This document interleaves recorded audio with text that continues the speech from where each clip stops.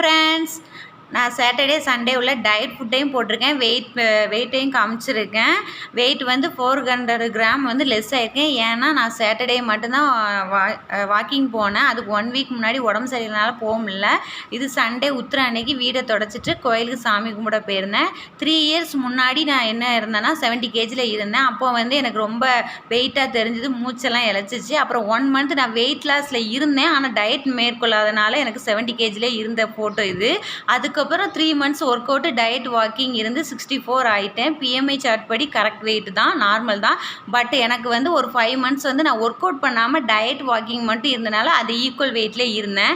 திரும்ப 17th டே நான் வந்து ஒர்க் அவுட்டு டயட்டு வாக்கிங் இருந்ததில் எனக்கு 2 கேஜி குறைச்சிச்சு. ஏன்னா பார்டரில் இருக்க வேண்டாம், நம்ம நல்லா குறைச்சிட்டு நமக்கு பிடிச்சதை சாப்பிட்லாம், அதாவது குவான்டிட்டி கம்மியாக நினச்சிட்டு நான் இருந்தேன். இந்த ஃபோட்டோவில் நேரில் எல்லாருமே ரொம்ப வீக் ஆகிட்டேன்னு சொன்னதுனால நான் இதோட ஸ்டாப் பண்ணிக்கிறேன் என்னோடய வெயிட்